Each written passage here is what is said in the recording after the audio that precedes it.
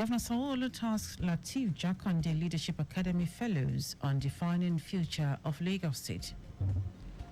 Federal government signs agreement with Boeing to boost aviation sector. On the foreign scene, Japan urges 4 million people to evacuate as Typhoon Shishan makes landfall. And in sport, representatives of Saudi Pro League club Al Ali visit Italy for talks with Nigeria's Victor Osimhen. Now the details. I am Dele Agadumo. Lagos State Governor Babajide Sanwo-Olu has urged the 29 fellows of the 2023-2024 cohort of the Lateef Jakonde Leadership Academy to use their knowledge and leadership skills acquired to define the future of Lagos, Nigeria, and Africa. Speaking at the graduation ceremony and black tie dinner of the Pioneer set, Governor Sanwo-Olu said one of them would be employed to oversee the alumni office. Governor Sanwo-Olu also said another set of 30 fellows have been selected out of 17,000 applicants as a testament to the enduring legacy of one of the nation's most illustrious leaders, late Alhaji Lateef Jakonde. With fulfillment and an unwavering dedication to the betterment of our society, we eagerly await the incredible stories, the incredible contributions, the incredible feedbacks that we'll be getting in the months and the years ahead. It is now my honor, and a very rare one, that I will invite the new sets. There were 17,000 plus applications, and 30 of them have been selected, haven't gone through a rigorous exercise. 15 men and 15 women. In his remarks, Oniru of Iruland, Oba Abdulwasiu Lawal, urged the Lagos State government to engage the graduates meaningfully so that they can use the knowledge acquired by them for the development and upliftment of the Lagos civil service. Executive Secretary of the Academy, Aisat Agbaje Okwade, thanked Governor Sanwo-Olu for his commitment and support for the program, which she said had been driving social change and community service in Lagos and beyond. Agbaje Okwade also congratulated the fellows on the feat achieved at the academy, which had gone beyond being a fellowship program, noting that the platform had become a beacon of hope and opportunity for future generations of leaders. The graduating fellows, through their representatives, thanked Governor Sanwo-Olu for his support, saying the program, championed by the most economic vibrant state in Nigeria, enabled them to experience leadership at its finest and enhanced their teamwork capabilities. In a bid to further alleviate the suffering of residents over the high cost of food items, the Lagos State government has announced September 1 as the kickoff date of the second phase of Onje Go Food Discount Market across the metropolis. Commissioner for Agriculture and Food Systems, Abisola Olusoya, who announced the reintroduction of the Onje Go Food Discount Market at a media briefing in Alausa, Ikeja, noted that over 250,000 residents benefited from the first phase of the exercise that lasted for 6 weeks. Olusoya said that Governor Babajide Sanwo-Olu approved the second phase of the 25% Onje Go Discount Market to run for at least 8 consecutive weeks in 64 centers across local government in the state, Alausa Secretariat, Lekki Phase 1, and within campuses of state-owned tertiary institutions. According to her, the second phase of the Onje Go Sunday Market will hold between 10 o'clock in the morning and 5 o'clock in the evening every Friday in tertiary institutions, as well as Wednesdays and Saturdays at the Food Hub in Mushi. Beyond providing food items at discounted prices, Mr. Governor is engaging approximately 6,000 personnel to give these services to precaution, and over 3,000 businesses will be working with us to supply these food items. We will be engaging those in transportation, logistics, and in other necessities. This will ensure the smooth operation of the markets and further bolster our local economy. We are confident that this initiative will continue to make a positive impact on the lives of the nation, and we encourage everyone to participate. On his part, the state Commissioner for Information and Strategy, Binga Motosho, urged the media to be wary of fake news, saying that some people are all out to discredit the program. Omotosho noted that despite the fact that Lagos is not an agricultural state, it has successfully implemented policies that had boosted food production and jobs for the unemployed. Is it overseas that even though Lagos is not an food production state, they have done something worthwhile to alleviate the suffering of our people, to make life easier for people. And yes, there are people among us, we will always have them among us, who will feel that it is for them to start down such a program. But I know that people like you, the first, they are not going to succeed. Some of the food items available for purchase at 25% discount at the market include rice, beans, gari, bread, eggs, tomatoes, pepper, and onions. Public health experts have advocated for maternal nutrition and improved cooking practices to ensure that diets are rich in micronutrients needed for healthy living. Lagos State Coordinator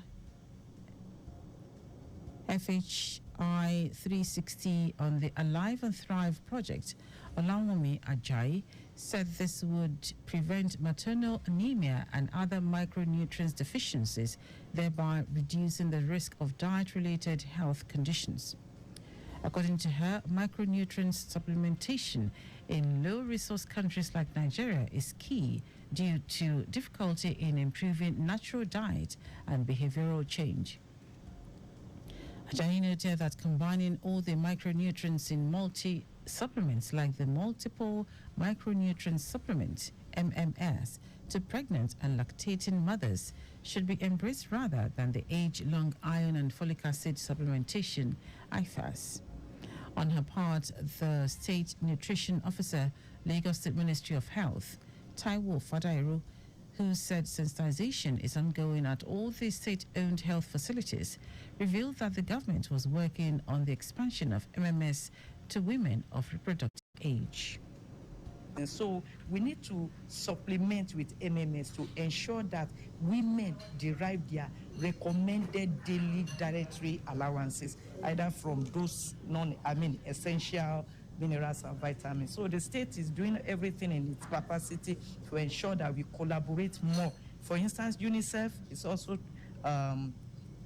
trying to help out in this area where they want to sponsor part of the nutrition commodities, which is MMS, so that it can reach both public and private facilities this time. Our health correspondent Adirayo Idowolaya reports that MMS, a preventative intervention, is a once-a-day pill of critical micronutrients containing 15 essential vitamins and minerals, and is available for pregnant women at various public health facilities at no cost. Now to the rest of the stories. In a move to gradually solve challenges facing the aviation sector, particularly the air shortage, Minister of Aviation and Aerospace Development, Festus Keyamo, has signed a strategic memorandum of understanding with one of the world's leading aircraft manufacturers, Boeing.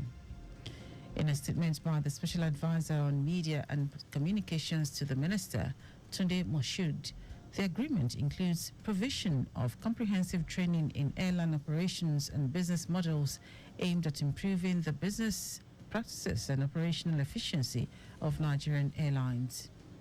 Keyamo and the manufacturing company's Vice President of Commercial Sales and Marketing for Africa, Ambesi Yidbarek, signed the MOU before Nigerian aviation stakeholders. The key highlight of the agreement is the facilitation of aircraft acquisition. Through this, Boeing will leverage its extensive network of financiers and lessors to help Nigerian airlines acquire newer generation Boeing aircraft, in turn modernizing their fleets. Boeing is also expected to provide enhanced technical support to assist airlines in the introduction of new or used aircraft, ensuring smooth integration into existing operations. It will grant Nigerian Airlines access to its vast repository of maintenance documents, engineering drawings, parts purchasing and flight operation document, streamlining maintenance practices and reducing operational downtimes. The Nigerian National Petroleum Company Limited, NNPCL, says no fewer than 72 illegal crude oil refining sites were uncovered in the past week. In a video report, NNPCL said the 72 illegal refineries were reportedly discovered and destroyed in Rivers, Delta, and Abia states. It also said on August 18, a vessel was arrested by men of Operation Delta Safe with 12 suspects on board in the southern Ijaw area of Bayelsa State. According to the company, the tugboat was caught loaded with stolen Shell Petroleum Development Company flow lines, which shows that not only did the thieves break the pipelines in order to connect their pipes, but they also harvested oil pipelines as well. NNPCL added that the 12 arrested suspects are in custody for further investigation. Now to foreign news. Almost 4 million people in southern Japan have been urged to evacuate as Typhoon Shishan made landfall on Thursday, leaving thousands of residents without power and lashing Kyushu Island with hurricane-force winds, torrential rain, and dangerous storm surges. The Japan Meteorological Agency issued a rare emergency warning for the slow-moving storm, saying it was expected to bring damaging flooding and landslides to most of Kyushu, the country's southernmost main island, with record rainfall expected. Hundreds of flights have been cancelled, bullet train services suspended, and major companies have closed factories. At least one person is missing and dozens of people have been injured across the island as of Thursday morning, while local government officers said 3 people were killed in a landslide triggered by Shishan's destructive wind and rains earlier this week. And now sport representatives of Saudi Pro League club Al Ahly have arrived Italy to hold talks with Super Eagles striker Victor Osimhen. They will meet with Osimhen and his camp over a possible move to the Middle East before the close of the summer transfer window. Al Ahly is battling with Premier League giant Chelsea for the signature of Osimhen. Meanwhile, Chelsea is also reportedly willing to pay 70 million euros for the Nigerian international, but is unlikely to match the salary offered by Al Ahly.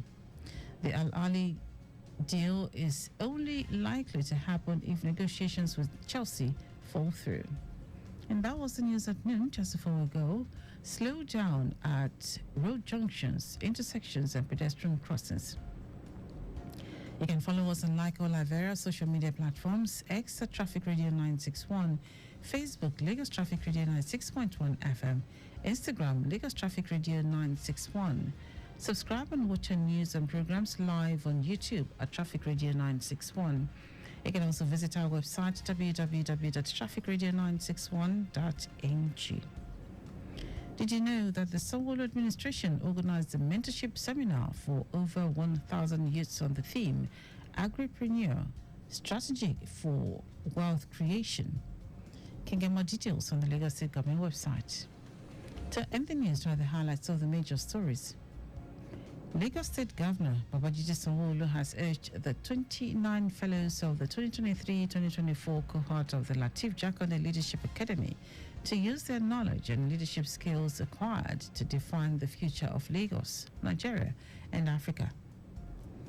In a move to gradually solve challenges facing the aviation sector, particularly the aircraft shortage, Minister of Aviation and Aerospace Development, Festus Keyamo, has signed a strategic memorandum of understanding with one of the world's leading aircraft manufacturers, Boeing. We also told you that almost 4 million people in southern Japan have been urged to evacuate as Typhoon Shishan made landfall on Thursday, leaving thousands of residents without power and lashing Kyushu Island with hurricane-force winds, torrential rain, and dangerous storm surges. And in sport, representatives of Saudi Pro League club Al Ahly have arrived Italy to hold talks with Super Eagles striker Victor Osimhen. For contact with the newsroom, send a message to info@trafficradio961.ng. That is news broadcast compiled by Adewale Olu Boroku. I am Dele Agadumo. Good afternoon. Thank you for listening.